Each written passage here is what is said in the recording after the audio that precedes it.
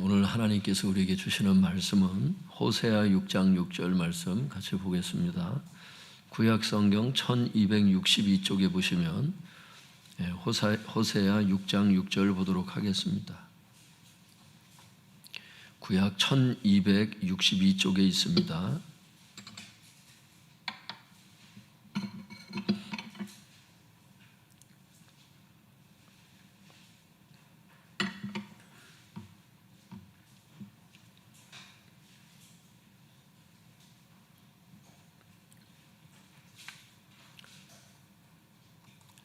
호세아 6장 6절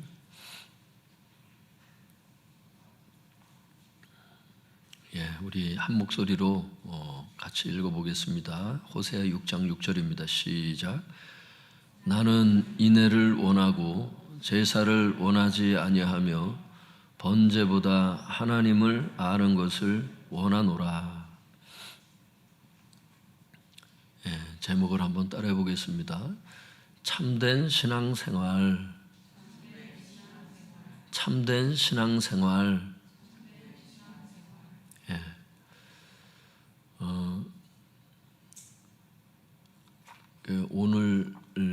오늘 설교하고 다음 주 설교가 중요해요, 성도님들. 이렇게 중요하다고 얘기할 때는 우리의 패러다임을 바꾸시는 어떤 그 계기를 두시는 거예요. 그래서 오늘 말씀으로 끝날지 아니면 참된 신앙생활 두 번째를 다음 주에 또 하게 해주실지는 모르겠는데 감동을 주신 말씀이 있어서 묵상은 하고 있는데 아직 설교로는 준비는 안 됐는데 오늘 말씀은 준비가 됐어요. 그래서 두 번째 말씀까지 설교하게 하실지 아니면 오늘로 끝나게 하실지는 모르겠어요, 저도. 그런데 만약에 하게 된다면 오늘 말씀하고 다음 주 말씀이 굉장히 중요한 메시지예요, 성도님들. 이것이 신약을 살아가는 성도님들에 있어서 굉장히 중요한 두 가지 말씀이에요. 이게 전체 성경의 결론이고요. 이것을 위해서 주님께서 십자가에 달려 돌아가셨고 이것이 돼야 추수도 되고 부흥도 일어나고 그 차후의 문제예요. 그래서 오늘 말씀은 이제 우리가 목사가 되든지 중직자가 되든지 아니면 평신도로 그냥 이렇게 교회를 다니든지 중요한 건 뭐냐면 성도라고 한다면 이렇게 신앙생활을 해야 된다, 그걸 말씀하시는 거예요. 은사에 대해서 말씀하시는 게 아니에요. 오늘 메시지는 성도라고 하는 그 이름표가 붙은 사람이라면 이게 정상적인 신앙생활이라는 것을 말씀하시는 거예요. 곧 참된 신앙생활이라는 거죠, 이것이. 성도님들, 주님께서 참된 신앙생활이라고 이름을 붙여주셨을 때는 그 이유가 왜 그러냐면 거짓된 신앙생활도 있기 때문에 이런 제목이 붙는 거예요. 거짓된 신앙생활은 뭐고 참된 신앙생활이 뭔지 오늘 주님께서 호세아 6장 6절을 통해서 말씀하시는데, 호세아 6장 6절을 여러분들이 많이 읽었을 거예요. 저도 많이 읽었죠. 여러 번 읽었죠. 근데 신약에 와서 주님께서 이것을 두 번이나 인용하세요. 그 이유에 대해서 이제 말씀드리면서 바리새인들이 하나님에 대한 특심이 있었지만 결국 하나님의 징계를 받았던 그 이유가 여기에 있어요. 거짓된 신앙생활을 했다는 거죠. 그러면 참된 신앙생활이 뭐냐? 거기에 대해서 말씀하시는 거예요.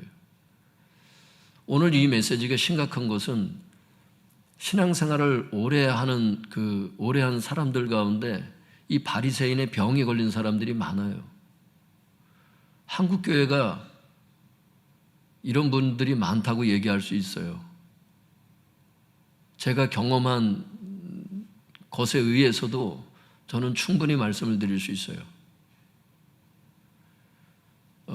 화석화가 돼가잖아요. 신앙이 자꾸 굳어져 가잖아요. 옥토가 부들부들한 이런 흙이, 아주 부드러운 흙이 있어서 식물이 잘 자라는 밭이 있었는데 이제는 사람들에게 밟혀서 그 마음이 다져진 흙처럼 아주 굳어진 화석화가 된 이런 걸 이제 바리새화 되었다 이렇게 얘기를 하거든요. 신학적으로 굳어진, 언제 주님을 향한 주님이 사랑스러워서 눈물을 흘려봤는지, 눈물이 기준은 아닌데 이제 사랑을 기준으로 볼 때 말씀을 드리는 거예요. 언제 성도들이 사랑스러워서 중보의 눈물을 흘려봤는지 모를 정도로 그렇게 다져진 심령이 되었다는 거예요. 바리새화된 특징 중에 하나가 눈물이 없어요. 사랑이 메마른 것이 그 특징이거든요.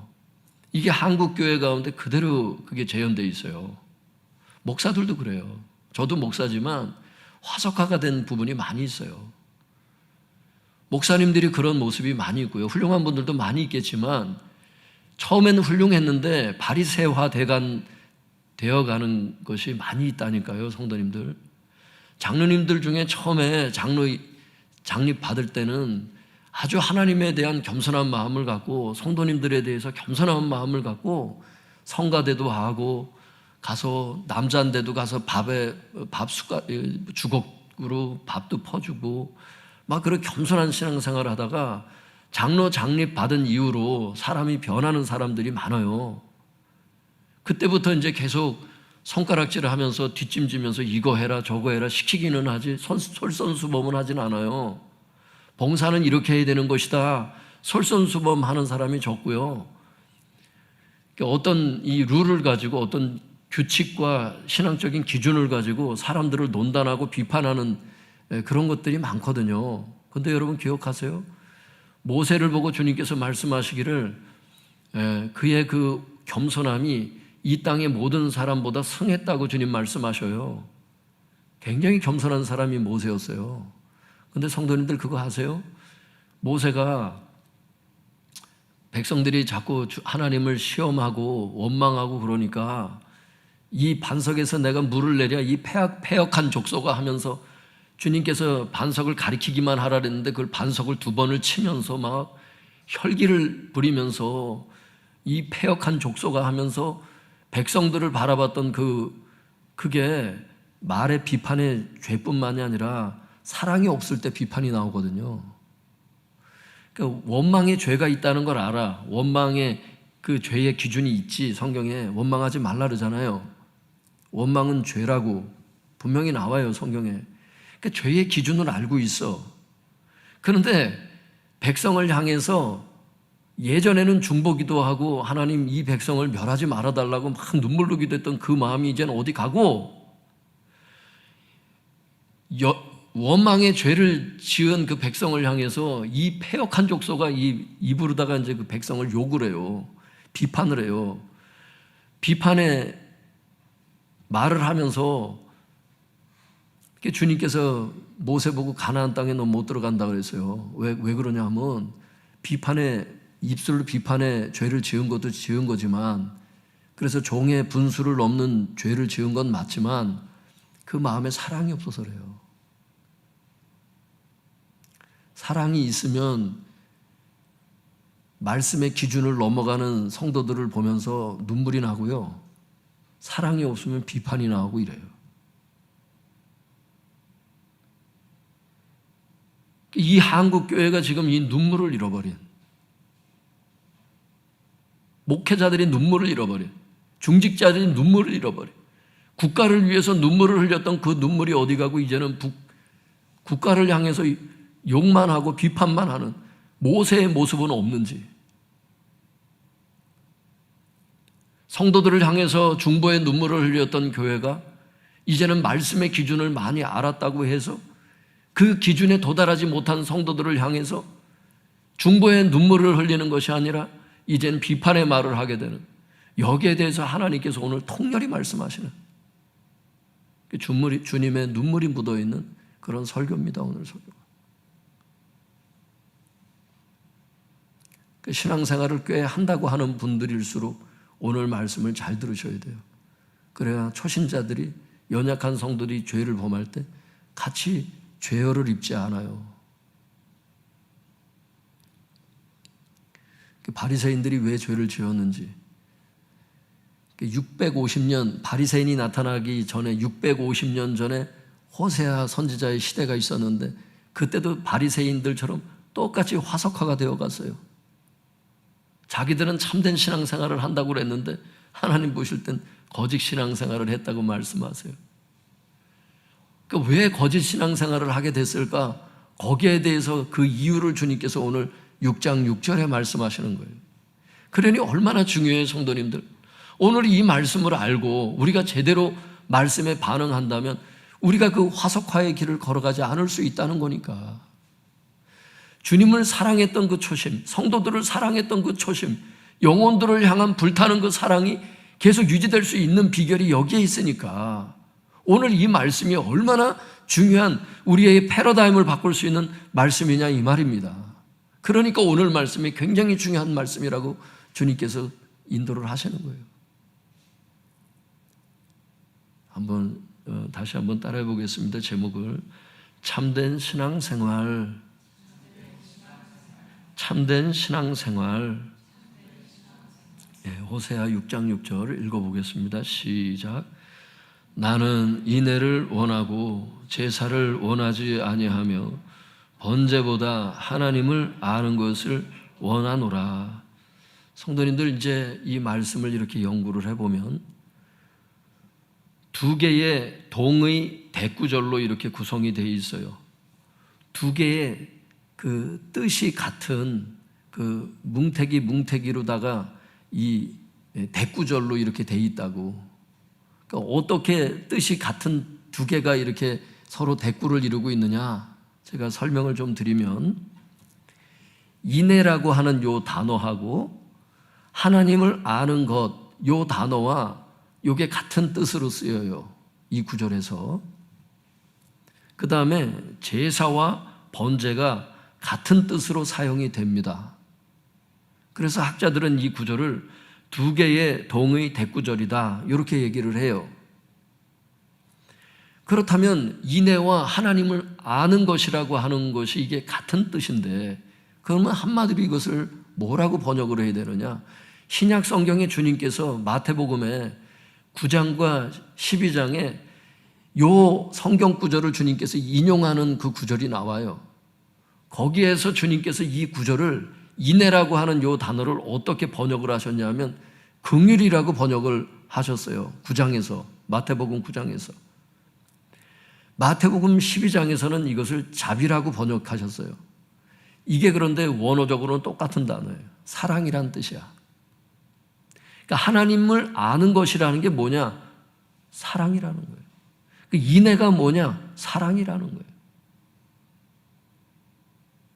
이렇게 하나의 같은 뜻으로 쓰인 것이 있고 이것의 대구절로 쓰인 게 또 같은 뜻이 뭐가 있느냐?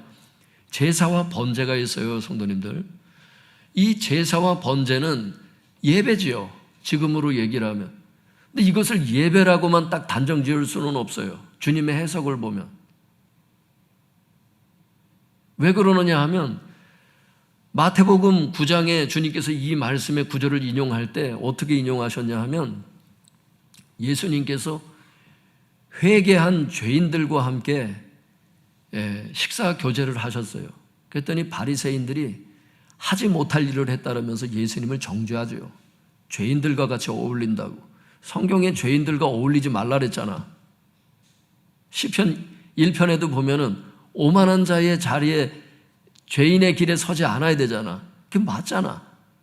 그런데 주님은 회개한 죄인들과 함께 식사 교제를 하니까 바리새인들이 얘기를 하는 거예요. 하지 못할 일을 했다고. 그때 주님께서 이 호세아 6장 6절을 얘기를 하시는 거예요. 나는 긍휼을 원하고 제사를 원치 않는다. 지금 바리새인들이 제사를 지내고 있었어요? 아니잖아. 여기서 얘기하는 제사는 율법 규율의 가장 대표격을 얘기를 하는 거지. 그러니까 제사라고 하는 것은 어떤 것을 통칭해서 얘기를 하냐면 결국에는 율법 규율을 얘기를 하는 거예요. 그러니까 너희가 율법 규율은 잘 지켜. 시편 1편은 니네가 잘 지키는데 사랑의 예외 규정이 있다는 걸 알지 못한다는 거야. 율법 기준은 니네가 알고 있는데 사랑은 없다는 거야. 그걸 얘기하실 때 나는 긍휼을 원하고 제사를 원치 않는다, 이 말씀을 하셨어요. 또 마태복음 12장에 보면은 제자들이 배가 고팠어요. 예수님을 따라다니느라 사역을 하느라 배고파 죽을 지경이었어요. 그래서 제자들이 지나가면서 밀 이삭을 꺾어서 먹었어요. 그랬더니 바리새인들이 안식일 날 추수를 했다는 거예요. 그걸 추수로 봤어요. 물론 자기들 생각이야, 그냥. 근데 성경에 보면 배고픈 자는 다른 사람의 밀 이삭을 먹을 수 있다는 규정이 있었어요. 율법에도 있어요, 실제로. 구약 성경에. 제가 다 찾아봤거든요. 있어요. 시간 관계상 다 찾아보지는 않겠지만 언젠가 할 때 한번 볼게요. 찾을 기회가 있으면.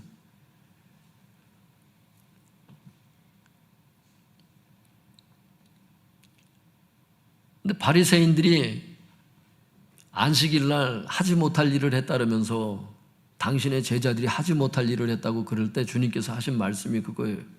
나는 자비를 원하고 제사를 원치 않는다 하신 이 말씀을 너희가 알았다면 무죄한 자를 정죄하지 아니하였으리라, 이렇게 말씀하죠.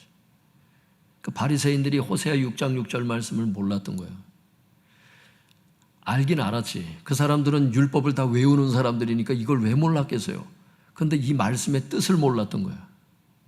지식적으로는 알았는데 하나님께서 여기서 뭘 말씀하시는지를 그건 못 알아들었던 거예요.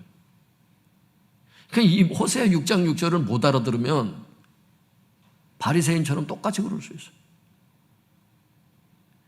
지금도 마찬가지잖아. 모임을 폐하면 안 되잖아.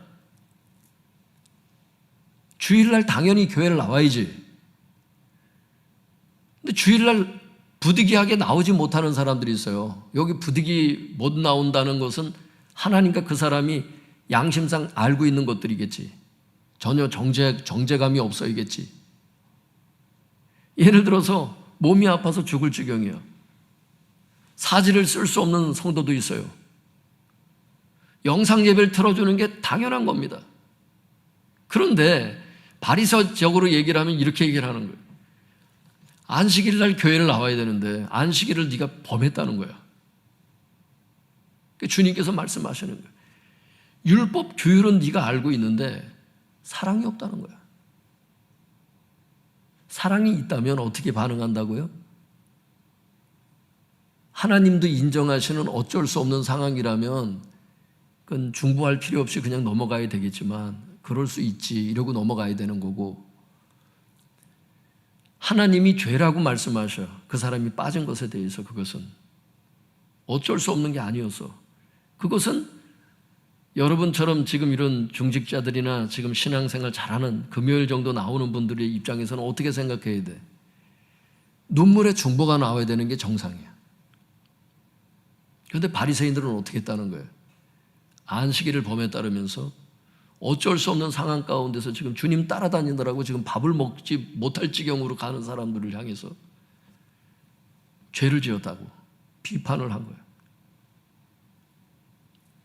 성경에 가난한 사람이 밀밭을 지나가다가 밀이삭을 잘라 먹을 수 있다 그랬어요. 다만 낫을 대지는 말라 그래서. 주님의 사랑이죠. 추수를 할 때에 너무 알뜰히 걷어들이지 말라 그랬어요. 하나님께서 구약에 보면. 왜? 가난한 사람들이 먹을 수 있도록 몇 개는 흘려놓으라 그랬어. 그런데 바리새인들이 볼 때는 그 사랑의 하나님을 몰랐던 거예요. 그래서 여기에 보면은 제사와 번제라고 하는 게 율법 규율을 뜻하는 대표적인 단어예요. 그래서 오늘 이 말씀을 어떻게 해석해야 되냐면 이렇게 해석해야 되는 거예요, 성도님들. 이 호세아 6장 6절을 나는 사랑을 원하고 율법 규율을 원하지 아니하며 율법 규율보다 사랑을 원하노라. 이 말은 율법 규율은 무조건 범해도 된다 그 뜻이 아니지요. 사랑 안에서 율법 규율도 바라보라는 거예요. 사랑이 빠진 율법 규율은 원하지 않는다는 거예요. 너희들 마음 가운데 사랑이 빠진 채, 사랑의 마음이 빠지고 사랑의 삶이 빠진 채 율법 규율만 가지고 사람을 논다는 그런 신앙생활은 나는 원치 않는다는 뜻이었거든요. 이것이. 성도님들 생각을 해보세요. 여기 물과 컵이 있어요. 물은 사랑이라고 얘기를 할 수 있죠. 그릇은 율법 규율입니다. 하나님은 사랑이시고 그 사랑을 구현해내는 데 있어서 율법 규율이라고 하는 도구를 주신 거예요. 하나님을 어떻게 사랑했느냐? 예배는 이렇게 드리고 헌금은 이렇게 하고 하나님을 사랑하는 율법 기준들을 주신 거예요. 그럼 뭐가 더 중요한 거예요? 물론 둘 다 중요해요. 둘 중에 하나가 없으면 의미가 없기 때문에. 그런데 사랑이 더 중요하다는 거예요. 주님은 사랑이 율법 규율의 핵심이기 때문에.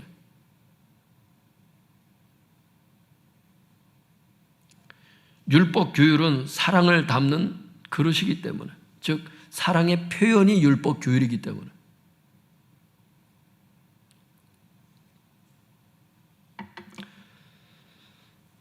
제가 성경을 연구해 보니까 이 호세아 시대의 그 이스라엘 백성의 신앙생활에 대해서 주석이 이렇게 설명을 하더라고요. 한번 들어보세요.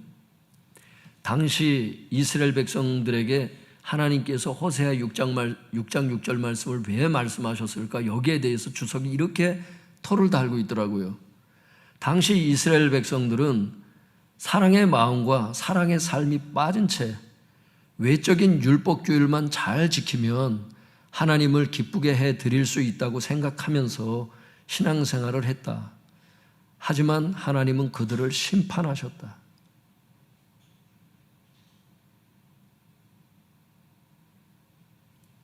성도님들, 그러니까 주님께서 말씀하시는 거예요. 나는 사랑을 원해. 나는 사랑을 원하고 사랑이 빠진 율법 규율을 원하지 않는다.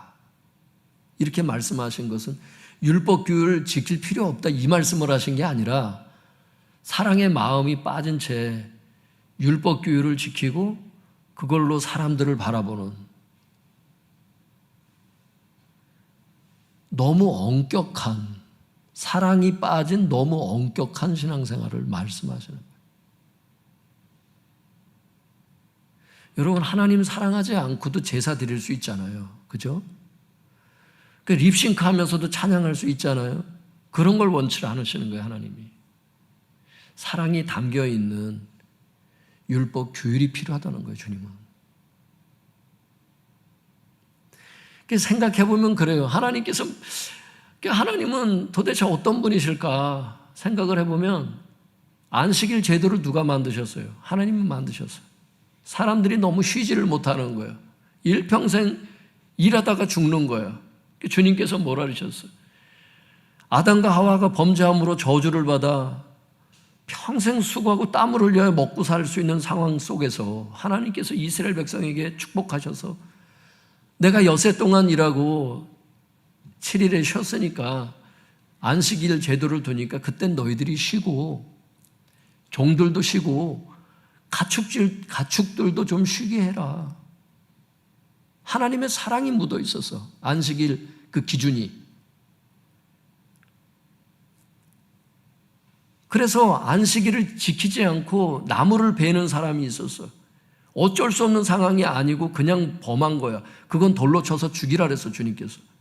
그런데 어쩔 수 없는 사람들이 있다는 걸 주님의 눈은 보고 계신다는 거예요. 안식일을 다 지켜야 되는데 안식일을 지킬 수 없는 사람들이 있었어. 어떤 사람들? 가난한 사람들. 배고픈데 어떻게 안식이 되고 쉼이 됩니까? 그러니까 이삭을 잘라 먹을 수 있도록 하나님이 허용을 하신 거예요. 안식일 날 하나님의 눈이 뭘 보고 계시냐면 안식일 규정을 만들어 놓으신 하나님이 안식일 규정을 지킬 수 없는 인간들도 바라보고 계시더라고. 그 눈동자가, 그 사랑의 눈동자가. 너무 고생하는 인생들을 향해서 안식일 날 쉬라고 아예 규정을 만들어 놓으니까 하나님이 얼마나 두려운 존재야. 그러니까 다 종들도 쉬게 하고 가축까지 다 쉬게 했어. 쉬었는데, 그런데 반대편에 보니까 안식일 규정 가운데에도 지킬 수 없는 사람들이 있는 거예요. 예수님이 보니까 누가? 가난한 사람들이. 배가 고픈데 그게 쉼이 되겠냐고. 그게. 그 중에 한 명이 구약의 다윗이었어요. 사울왕이 죽이려고 쫓아다니니까 소년 몇하고 도망치다가 너무 배고파 죽을 지경이야, 성경을 보면. 안식일 날 진설병, 성막에 갖다 놓는 떡을 교체하는 게 있었거든요. 그걸 안식일 날 교체하잖아요. 그 안식일 날 교체하니까 노비라고 하는 곳에 이제 지방에 갔는데 거기 이제 제사장을 만났어요. 내가 너무 배가 고프다. 그러니까 떡을 내린 게 있다는 거야, 이제. 그 제사장만 원래 먹는 거기 때문에 안식일을 딴 사람이 먹으면 범하는 거잖아. 근데 죽을 지경이니까 그걸 그 제사장이 아히멜렉이 그걸 주잖아요. 먹으라고. 먹었을 때 하나님이 다윗을 죽이질 않아. 왜?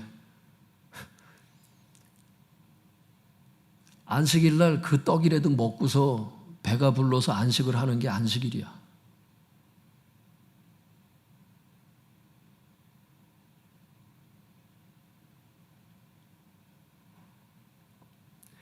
주님의 마음을 알아야 되는 거야.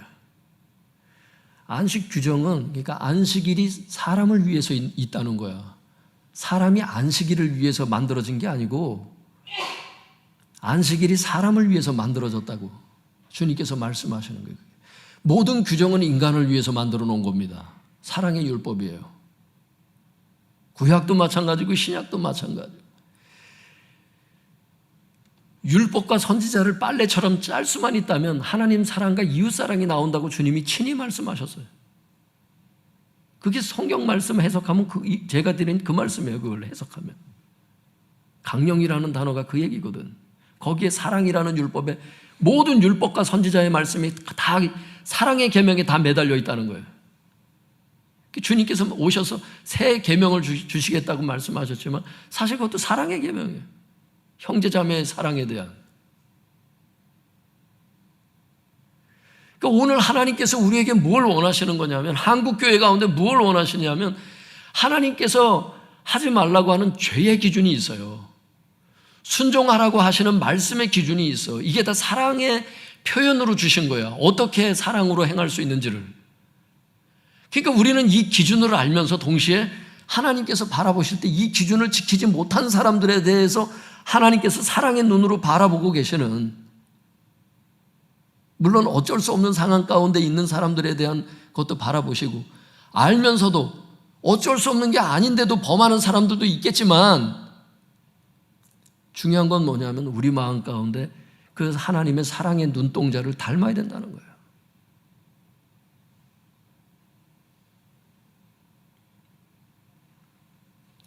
그러니까 헌금 생활도 보면 하나님을 어떻게 사랑하는지에 대해서 주님 말씀하신 거예요. 그게 어떤 헌금은 어떻게 하고 어떤 건 규정을 만드셨지만 어쩔 수 없는 사람들이 또 있어요. 하나님 보실 때 그 사람과 아는 이게 죄가 되지 않는 어떤 부분이 있다니까, 어느 영역이 있다니까. 그게 인간은 모르잖아. 그러니까 고린도전서 4장에 주님께서 오시기까지 아무도 판단하지 말라. 그가 오셔서 마음의 뜻을 드러내시겠다는 거예요. 그 마음의 생각과 동기가, 그 동기를, 어쩔 수 없는 동기들을 하나님이 드러내실 때까지는 너희들이 바라보는 게 다가 아니니까 사람을 함부로 비판하거나 논단하지 말라는 겁니다. 내가 알고 있다고 여러분들이 지금 생각하는 것들도 여러분이 알고 있는 몇 가지 정보만 가지고서 그 사람을 논단하는 경우가 많아요. 그 사람을 아냐고. 우리가 목회자들이 성도님을 압니까? 얼마나 힘든 상황 가운데 지금 이 자리에 앉아 계시는지 인간이 아냐고. 그 그 마음의 동기와 그 모든 상황을 하나님이 드러내실 때가 온다는 거예요. 그때까지는 아무도 다른 사람들을 심판하지 말라는 겁니다. 그 판단이라는 단어가 크리노라고 돼 있거든요. 그 심판하지 말라는 거예요, 다른 사람들. 그 심판이 비판이라는 단어예요, 그게.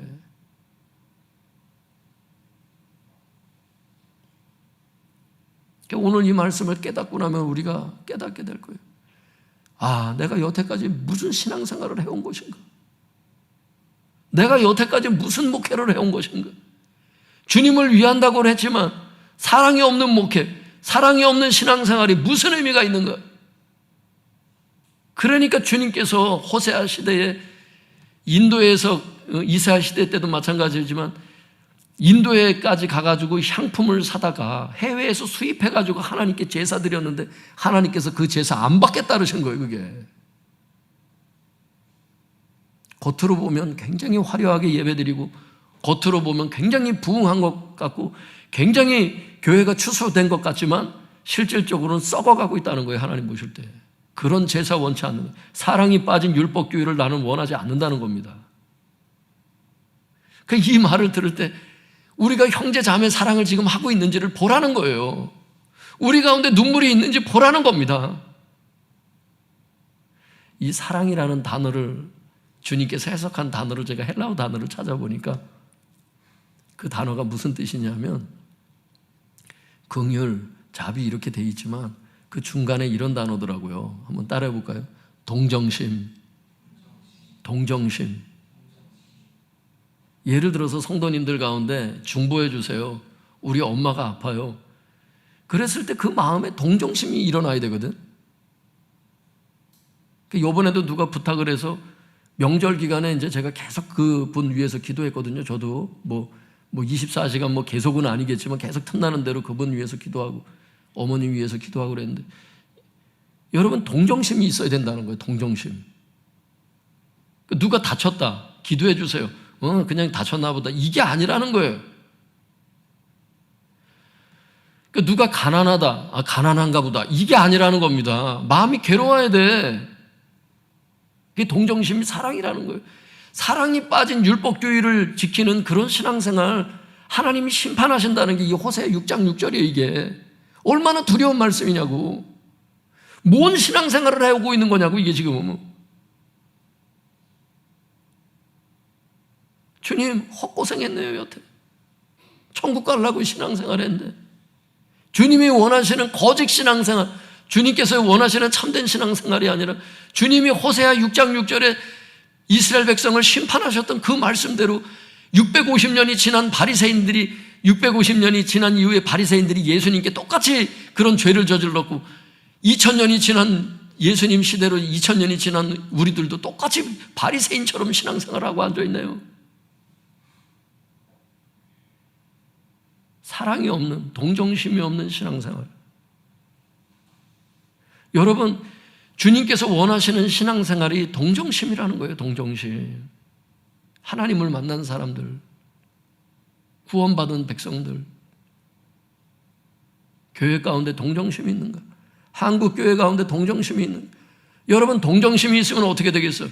교회가 커지고 교회에 재정이 많아지면 가난한 교회를 도왔겠죠. 나 혼자만 먹고 살지는 않겠지. 하나님께서 부요함을 주신 목적은 혼자 쓰라는 게 아니라 베풀라고 주셨다고 고린도후서 9장에 말씀하시잖아요. 나 혼자만 살려고 하지는 않을 거예요. 분명히 가난한 교우들과 가난한 이웃들을 보게 될 거라고. 우리의 눈이 열리게 될 거라고.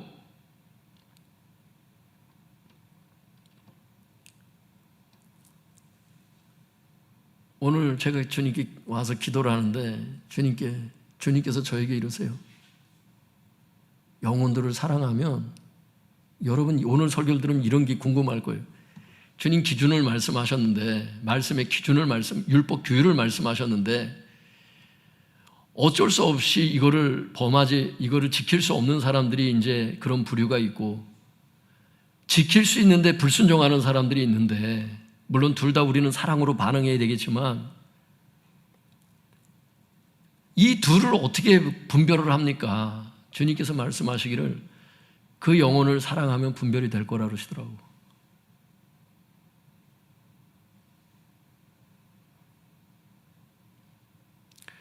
사랑하면 눈이 열려서 영혼들을 보게 되고 분별이 되고요. 사랑하지 않으면 가난한 이웃들이 안 보여요. 성도님들, 분별이 안 돼. 내가 뭘 해야 되는지 안 보여.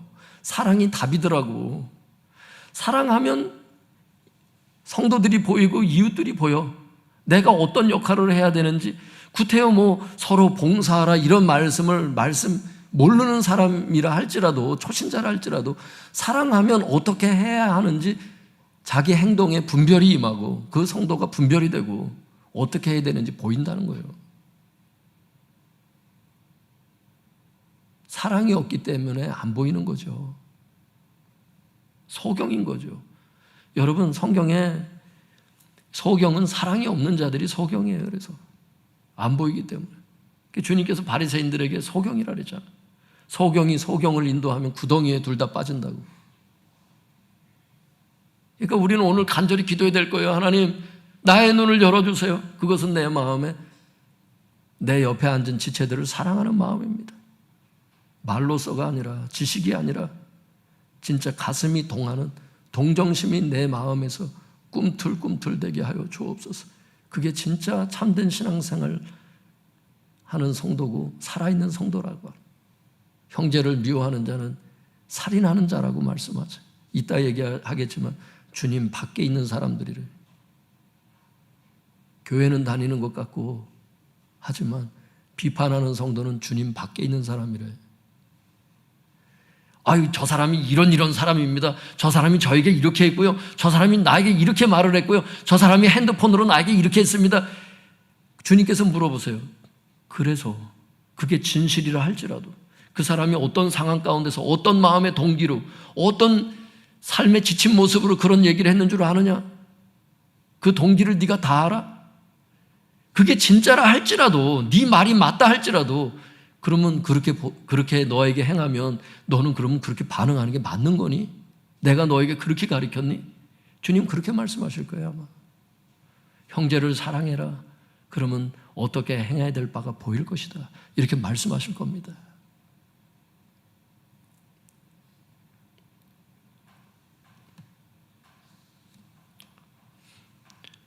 사랑하는 성도 여러분, 하나님을 사랑하고 이웃을 사랑하고 형제자매를 사랑하시기 바랍니다. 그리고 이 사랑을 가지고 율법 규율도 준수할 수 있기를 바랍니다. 이것이 참된 신앙생활이라고, 이럴 때 하나님께서 기뻐하실 거라고 오늘 호세아 6장 6절이 말씀하시는 거예요. 그렇지 않으면 하나님께서 심판하신다는 거예요.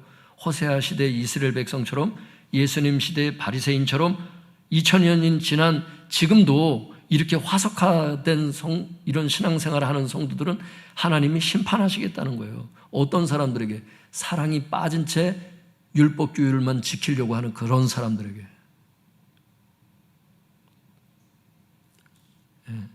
오늘 말씀과 또 같은 맥락에서 중요한 말씀 하나 또 주셨는데요. 주님께서 한 말씀만 더 찾아보고 마치겠습니다. 요한복음 15장 9절에서 10절입니다. 요한복음 15장 9절에서 10절입니다.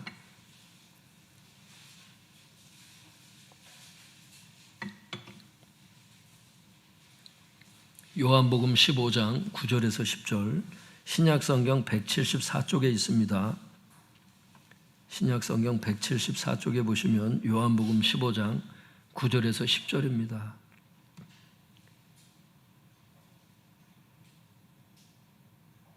같이 9절 10절 이어서 같이 읽어보겠습니다. 시작. 아버지께서 나를 사랑하신 것 같이 나도 너희를 사랑하였으니 나의 사랑 안에 거하라. 내가 아버지의 계명을 지켜 그의 사랑 안에 거하는 것 같이 너희도 내 계명을 지키면 내 사랑 안에 거하리라.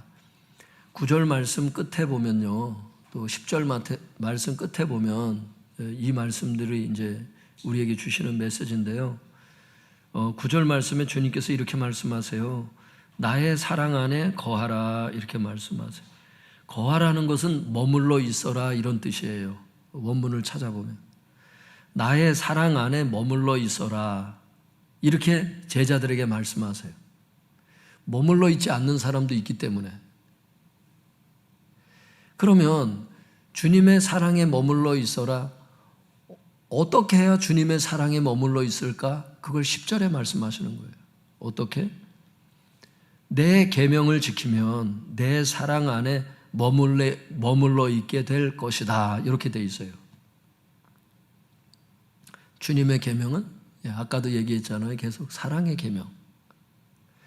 내가 하나님 사랑하고 이웃 사랑하고 교회의 형제 자매들을 사랑할 때 그때 우리가 주님 사랑 안에 계속 머물러 있게 된다, 이 뜻이에요.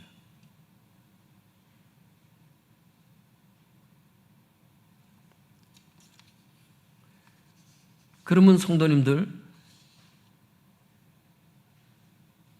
사랑의 계명을 지키질 않아서 형제 자매를 사랑하지 않으면 어떻게 되는 거예요?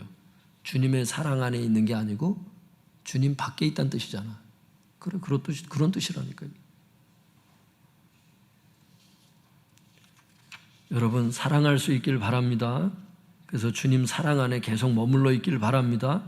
이것이 참된 신앙생활이라고 말씀하세요. 그러면 주님 사랑 안에 거하지 않는 사람들, 즉 주님 밖에 있는 사람들이 어떤 사람인지 주님께서 여섯 사람 얘기하셨거든요. 그거 제가 말씀드릴게요. 성경 찾지 마시고 그냥 말씀드릴게요. 누가 주님 밖에 있는 사람들이냐? 주님 사랑 안에 머물러 있지 않는 사람들. 이게 누구냐? 야고보서 2장 4절에 보니까 가난한 성도들을 차별하는 사람이 이런 사람이라 그러세요.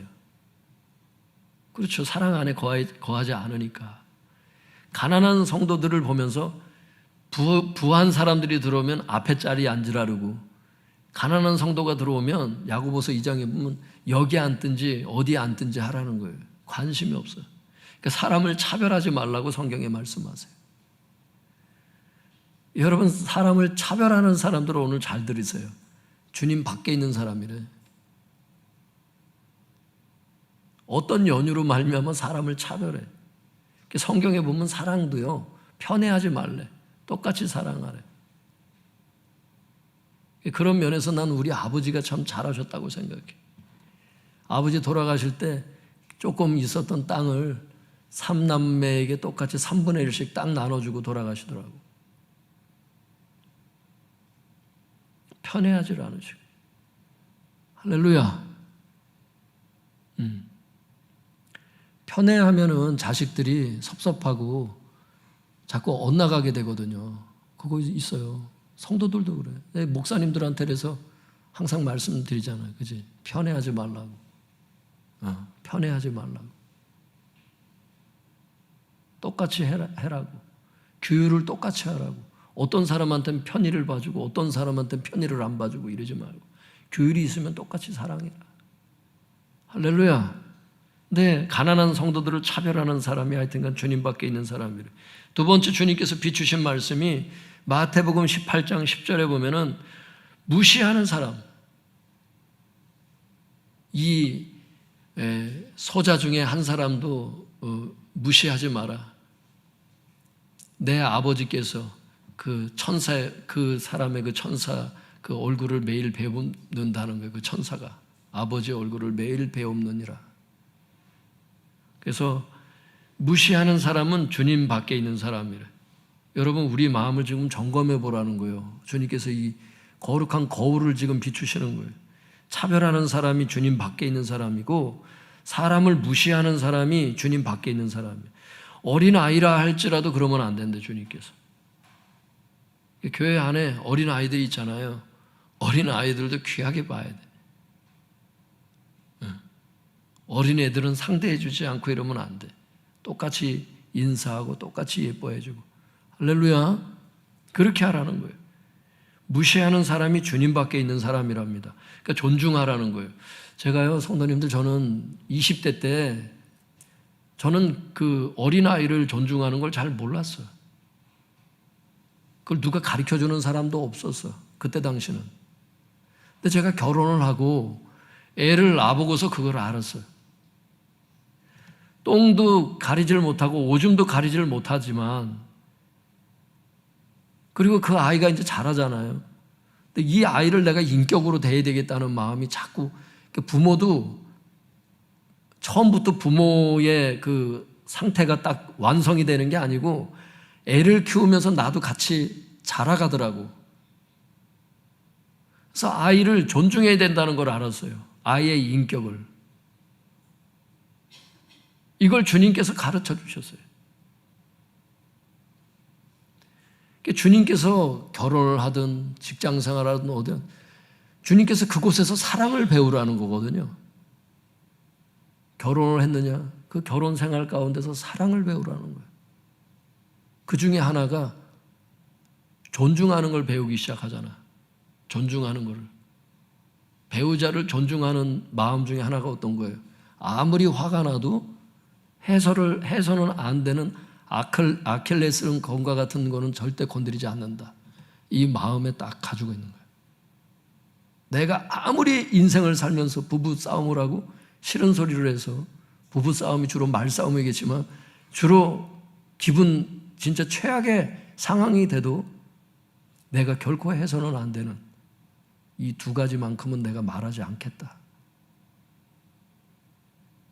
여러 가지 존중의 태도가 있겠지만 부부 간에도 존중하는 어떤 기본적인 마음들을 갖고 있어야 되더라고요. 여러분, 교회 안에서도 마찬가지예요. 사람 무시하고 그러면 안 된대. 주님께서 존중하래. 무시하는 사람은 주님 밖에 있는 사람이래. 사람을 차별하지 말고 평등하게 대하라는 거예요. 왜냐? 차별하는 사람은 주님 밖에 있는 사람이라. 주님께서 세 번째 비추신 것은 마태복음 18장 35절인데 마음으로부터 형제자매를 용서하지 않는 사람, 이 사람이 주님 밖에 있는 사람이래. 마음으로부터 형제자매를 용서하면 그 죄가 생각이 안 나야 돼. 이게 정상적인 거거든요. 근데 볼 때마다 자꾸 그게 생각이 난다. 마음 중심으로부터는 용서 안 된 거야, 아직. 아시겠어요? 그래서 서먹서먹한 거예요, 여러분. 그래서 서먹서먹한 거라고. 형제지간에도 중심으로 사랑하지 않고 뭔가 서운한 걸 갖고 계속 끌고 가잖아요. 그러면 서먹서먹해져. 그걸 없애셔야 돼. 부모 자식 간에도. 그리고 어떤 거는 그냥 덮으세요. 따라 볼까요? 어떤 것은 그냥 덮자. 덮으세요, 성도님들. 그 자꾸 알려고 하지 마. 그 자꾸 그걸 되뇌이지 마. 그 마귀가 하는 짓이에요, 그거. 하나님은 우리의 죄를 끄집어내지를 않은데 왜 나는 자꾸 끄집어낼까? 시어머니 죄를 자꾸 끄집어내지 말아요. 형제지간에 자꾸 그 잘못한 걸 자꾸 끄집어내지 마. 여러분 사랑만 자꾸 없어져. 여러분만 자꾸 손해야. 또 주님의 계명도 그 제대로 지키는 것도 아니고 호세아 6장 6절이 주님의 마음을 그거 아니래잖아. 그거 신앙생활 아니래잖아. 덮으세요.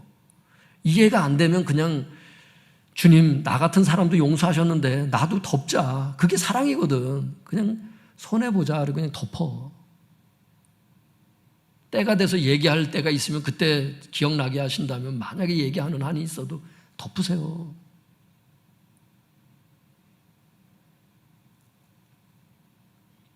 따라 볼까요? 용서. 여러분, 우리는 주님으로부터 진정한 용서를 받고 앞으로도 용서를 계속 받아야 될 사람이에요. 용서를 받아놓고 용서하지 않는 사람은 주님께서 똑같이 하나님께서 이와 같이 하시리라 이렇게 말씀하세요. 주님께서 결국에는 용서 안 하겠다, 그 사람을. 주님 밖에 있는 사람이지 뭐야 그게. 그래서 중심으로 용서하지 않는 사람은 주님 밖에 있는 사람이에요. 하나님께서 그 사람의 신앙생활을 받아주지도 않아요. 호세아 6장 6절에 여러분 이스라엘 백성에게 그 심판의 말씀을 주시는 거 보세요. 그런 신앙생활을 난 원치 않는다 그러잖아. 헌금 드리고 뭐 하나님 마음을 살려다 아유 다 필요 없다 그러셔 주님. 인도의 향품도 거절하는 분인데 뭐 헌금 액수를 받아들이시겠어 그분이. 헌금을 드리려고 하다가 원망 들을 만한 일이 있거든. 그 생각나거든. 그 예물을 제단 앞에 두고 가서 형제와 화해하고 그 다음에 와서 예물을 드려라. 그때 내가 받아주겠다. 그런 하나님이신데 돈으로 그분의 마음을 살 수가 있냐고. 안 돼요. 오직 답은 사랑밖에 없어.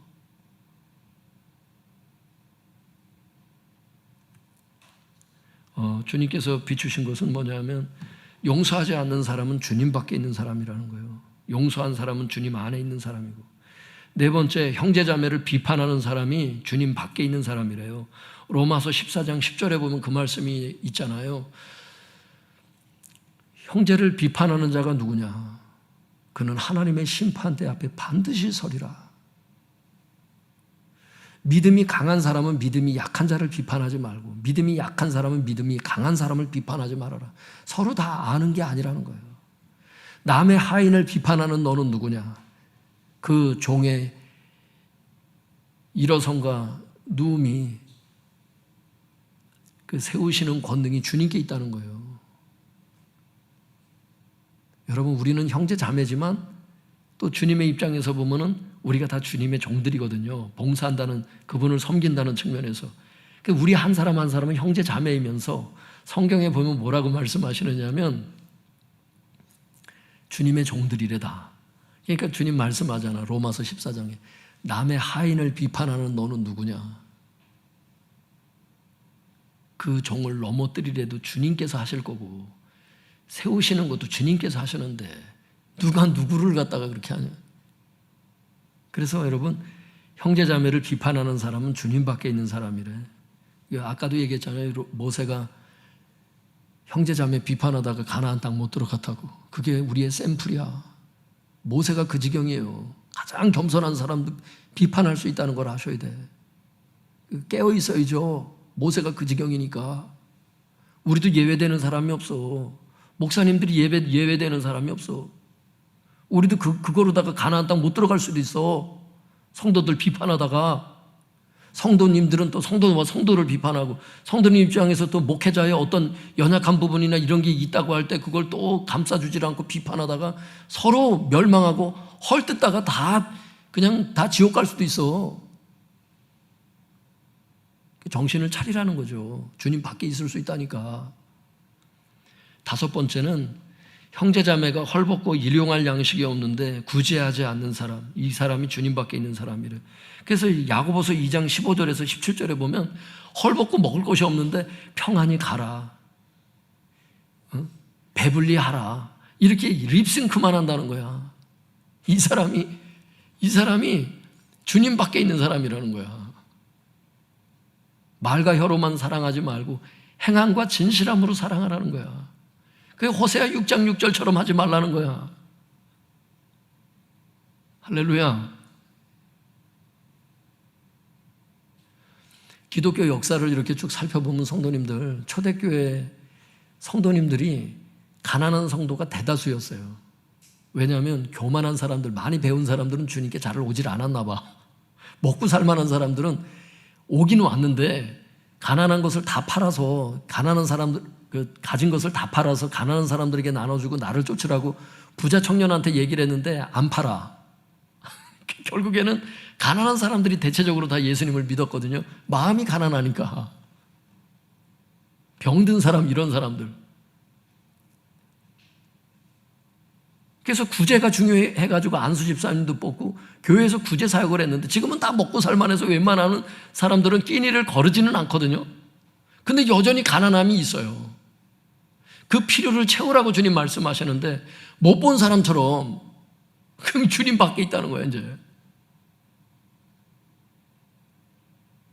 그러니까 기독교가 가난한 사람으로부터, 주님도 가난한 분이었고, 이스라엘 가운데 그 직업 등급을 나눠주는데 28개 등급이 있었는데 목수가 끝에서 두 번째인가 그랬잖아요. 예수님이 진짜 직업도 별로 안 좋은 직업을 갖고 사셨던 거야. 이 땅에 사시는 동안도. 가난한 자들로 말미암아 부한 자들을 부끄럽게 하려고 가난한 자들을 택하셨다고 주님 그러셨는데, 지금 교회들은 어떻게 보면은 목회자들도 그렇고 가난한 사람들을 이제는 별로 안 좋아하는 시대가 된 거야. 그러니까 여러분, 상처받지 말고 들으세요. 제가 예전에 경험했던 교회에 어떤 일이 있었냐면 이런 게 있었어. 한 가지만 말씀드릴게요. 교회가 큰 교회인데 목사님들이 많아요. 그런데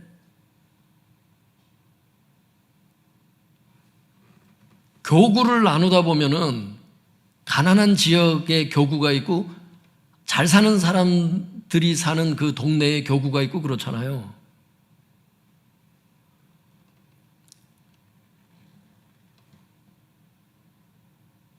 근데 어떤 일이 있냐면은 이제 그 가난한 교구를 서로 안 맡으려래.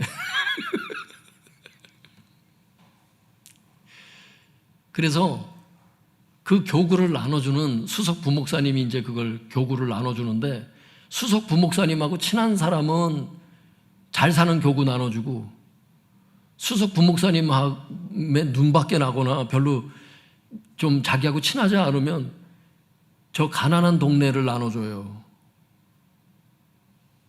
저는 이 말씀을 보는데 그게 생각나는 거예요. 옛날 목회했던 부목사 시절에 그게 생각이 나더라고. 저는 가난한 지역을 맡았거든. 저는 제가 잘났다는 게 아니라 사람들이 뭐라고 느꼈냐면 한직으로 밀려났다고. 나는 박 목사는 한직으로 밀려났다고.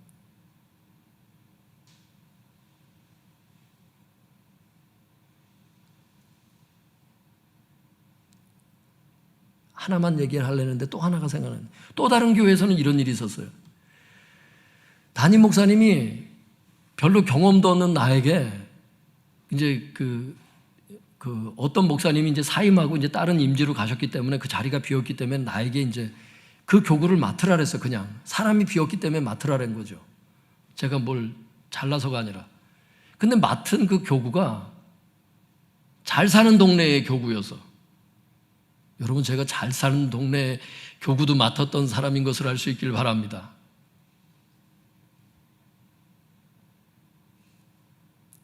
성도님들이 뭐 노다지 용돈 쥐어주지 무슨 뭘 하고 끝나고 나면 뭘 또 용돈 기본이 그냥 한정식이지 그냥 몸둘 바를 모르겠어.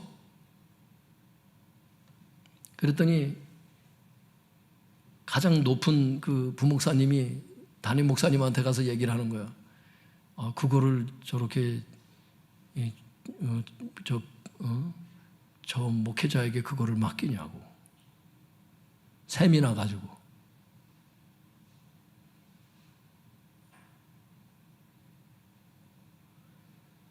저는 그 교구 별로 안 좋아했어요, 사실은. 이거 혹시라도 나중에 그렇게 되면 안 되는데.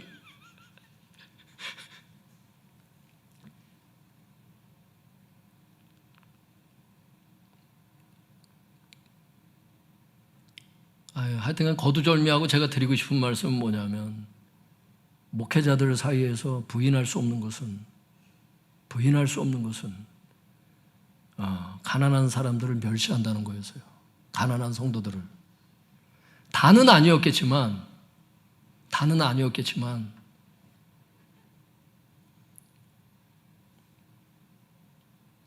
그 씁쓸한 마음은 분명히 있었어요.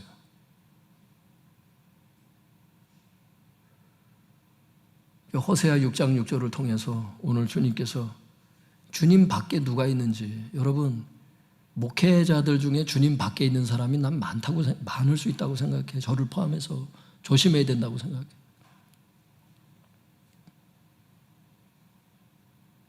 부인할 수 없어요, 성도님들. 정직하게 주님께 정말 부인할 수 없어요.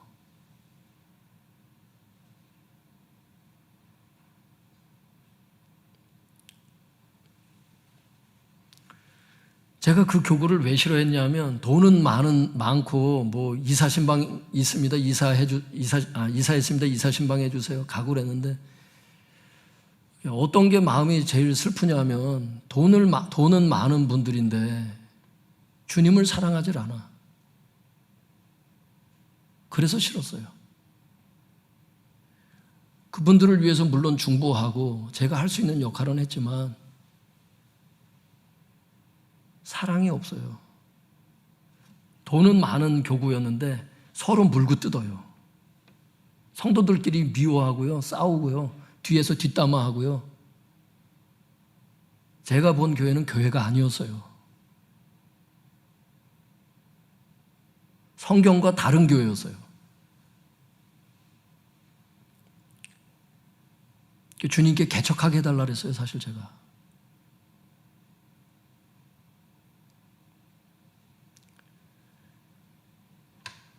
우리 마음 가운데 처음에는 그렇게 시작했던 개척이 우리의 마음은 괜찮냐고 주님께서 물어보시는 것 같아요.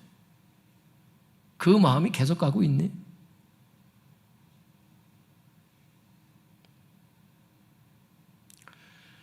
여러분, 말씀은 우리에게 방향을 줍니다. 말씀으로 말미암아 우리의 생각을 바꿔야 되고요. 그 다음에 행동까지 바꾸어야 돼요. 거기까지가 진짜입니다. 어떤 사람은 생각도 안 바꾸려고 그래요.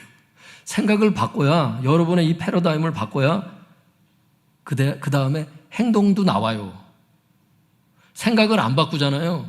행동이 안 나와요. 우리가 정신을 차려야죠. 구제하지 않는 사람이 주님 밖에 있는 사람이에요. 요한 1서 3장 15절에 보면은 형제 자매를 미워하는 사람이 주님 밖에 있는 사람이래요. 어떤 사람을 보면 자꾸 미워. 주님 밖에 있는 사람이에요. 빨리 수술 받아야 돼.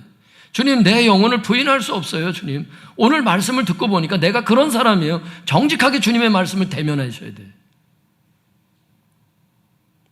회개도 정직해야 회개할 수 있는 거 아시죠? 자꾸 이래저래 핑계대면서 저 사람이 저래서 제가 미워한 거예요. 자기 미워하는 마음들을 자꾸 타당성을 부여하려고 그러는데 주님께서 말씀하신다니까요. 그래서 결과적으로 그래서 미워하는 게 정당하냐 나에게. 아니요. 아무리 많은 이유를 한 트럭을 갖다가 10트럭을 갖다가 주님께 갖다 줘도 주님께서 말씀하실 거예요. 너는 참소하고 있다. 그게 사람을 미워하는 타당성을 주질 않는다. 오직 십자가가 너의 이유라고 말씀하실 거예요. 앞에 말씀드린 이런 모든 사람들은 주님 밖에 있는 사람들이래. 이거 외에도 많이 있겠죠. 부모에게 맨날 골래는 사람, 부모 맨날 대적하는 사람, 주님께서 하지 말라고 하는 말씀의 울타리를 자꾸 넘어가는 사람 많이 있겠지만 하여튼 요번에 주님께서 비추신 6가지, 이게 저와 여러분의 거울이 되는 말씀이 되게 해주셔서 행동을 수정할 수 있기를 바랍니다. 행동보다 마음을 먼저 수정받을 수 있기를 바랍니다. 여러분, 차별하지 말고 평등하게 대하셔서 주님 사랑 안에 계속 머물러 있기를 바랍니다. 사람들 무시하지 말고 존중해서 주님 사랑 안에 계속 머물러 있기를 바랍니다. 용서해서 주님 사랑 안에 계속 머물러 계셔야 돼요. 비판하지 말고 용납하셔서 주님 사랑 안에 계속 머물러 있어야 됩니다. 어려운 성도들의 필요를 자꾸 구제해서 주님 사랑 안에 머물러 있어야 되고요. 사람 미워하지 말고 사랑해서 주님 사랑 안에 계속 머물러 있어야 됩니다. 참된 신앙생활 무엇입니까? 하나님 사랑하고 이웃 사랑하고 형제자매 사랑해서 이 사랑으로 율법 규율을 준수하는 게 참된 신앙생활이라 말씀하시고, 주님께서 또 주님의 사랑의 계명을 지킴으로 말미암아 주님 사랑 안에 계속 머물러 있는 거, 이게 참된 신앙생활이라고 말씀하는 거기 때문에 여러분, 기도생활 많이 하고 신앙생활 많이 하고 오랜 세월 하고 예배 다 나오고, 근데 주님께서 물어볼 거예요. 이 2가지 참된 신앙생활 하고 있니? 이게 결론이라는 거예요, 오늘 말씀이. 하루에 저는 4시간씩 기도했는데요. 그러면 이 생활하고 있냐? 이게 결론이라는 거예요. 저 말씀 통독 25독 했는데요. 그러면은 이게 결론이라. 이런 생활하고 있냐는 거예요. 기도하겠습니다.